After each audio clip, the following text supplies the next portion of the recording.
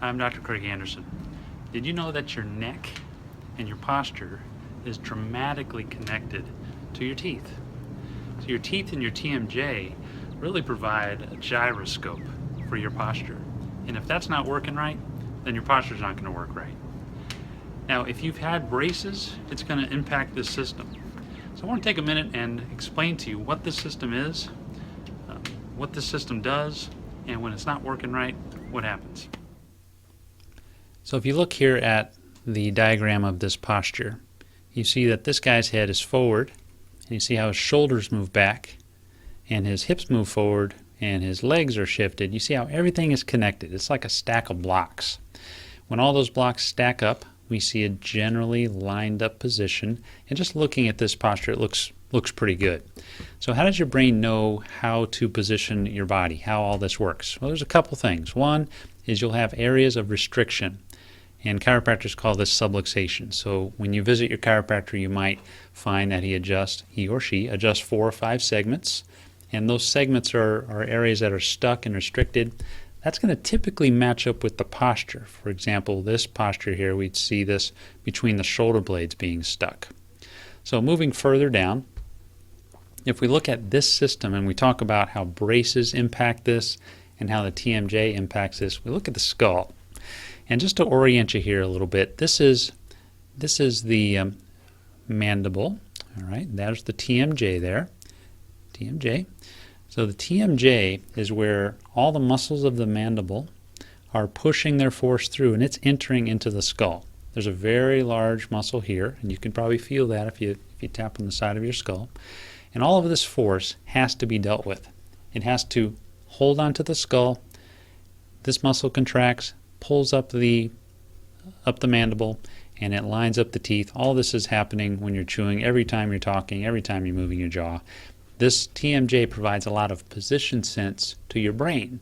So if you start to move and fall, that your jaw kind of sways a little bit and gives you a lot of feedback on how you're doing, where your posture is. If we look at from the front, you can see that the line of teeth, generally we want them lining up nice and even. So if you close your teeth and they're not quite even, then that's going to throw a kink in the system. You're going to have one side working a little different than the other side. This is important because the whole system has to be balanced. Everything above your shoulders really just relies on itself to stay balanced. This is a nice diagram explaining why that is. So this is the head, all right? This is a blockhead. Then we have the mandible right here, and these lines indicate where muscles would be attaching, kind of a rough schematic. Now we have the hyoid bone. That's going to be found right here at the angle of your neck. There's a bone just floating right there. That bone has muscles attached to it that pull down and attach to the front of the shoulder. It also has muscles on the back that attach to the head, and also muscles that attach to the mandible. So you can see if this mandible is getting a little off, then it's going to put a little stress and strain into the system. That has to be dealt with somehow. Now this whole column of muscle needs to be balanced out by this whole column of muscle. Now these are the muscles in the back of your neck. These attach to the base of the skull and attach to the back part of the shoulder girdle. So take a good look at this, because this is the foundation of what we're talking about. The thing that's holding this whole thing together is the cervical spine.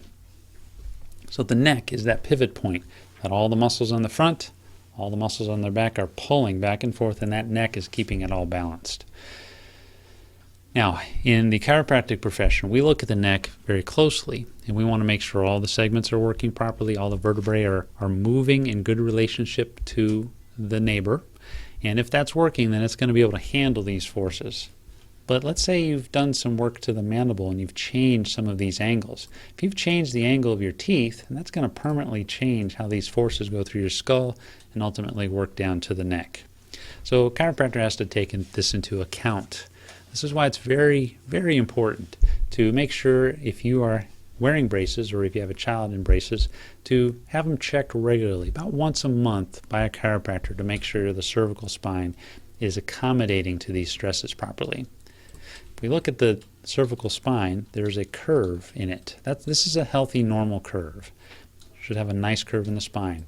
When you start to have problems in the spine, you start reversing that curve.